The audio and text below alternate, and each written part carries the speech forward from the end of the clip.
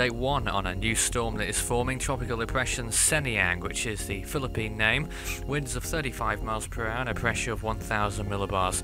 As of 2 AM UTC December 28th, the storm is located at 8.1 degrees north, 128.1 degrees east, and the storm is expected to move over the Philippine Islands, possibly intensifying into a tropical storm. We're not certain of this just yet, but intensification is possible before stalling in the western part of Mindanao, and then the storm's likely to accelerate off towards Palawan and become weaker as it crosses the South China Sea.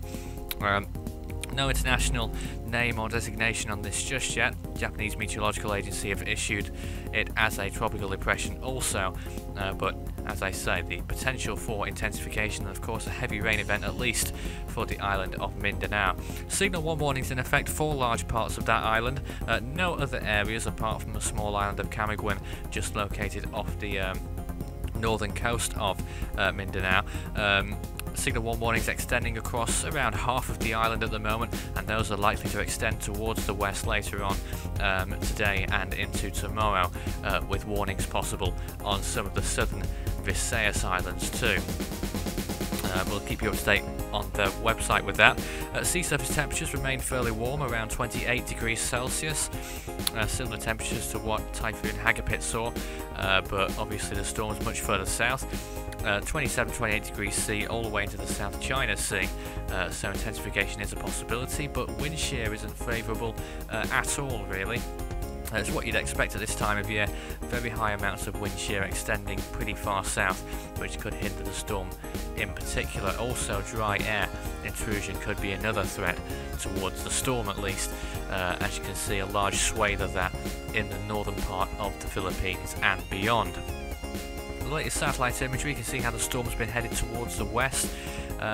No real organised centre of circulation just yet, but the spiral bands, I suppose you could call them, around the storm towards the north in particular looking rather potent indeed. Heavy rainfall already over the eastern half of Mindanao, and that's likely to continue over the next few hours, even affecting the Visayas region too, those islands, Samar, Leyte, further towards the west towards Cebu, and etc., all seeing heavy rain in the next few hours if they haven't seen it already.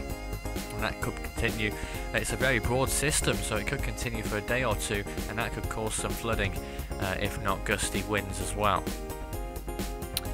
As of 2 AM UTC on December the 28th, 2014, we have a few invests active. Invest 96P, I think it is, in the Pacific Ocean, the southern hemisphere that is. Invest 95B near Sri Lanka.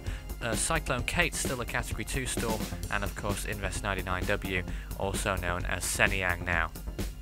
79 tropical storms have formed so far in 2014 around the world. 44 have become Category 1 hurricanes with winds of 74 miles per hour plus, and 26 have become Category 3 storms with winds of 115 miles per hour or higher. Of course, one more storm, and it could be this one, and we'll be tied with 1993 around the world, with 80 storms. You can see Force 13 on any of its 6 outlets. The website force13.com is the main place to be for all the updates around the world, storm-wise.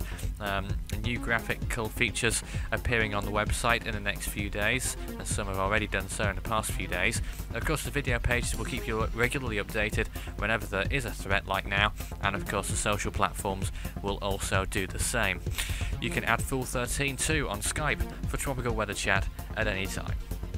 The next update on this storm will follow, if necessary, at 2 PM UTC on December 28th.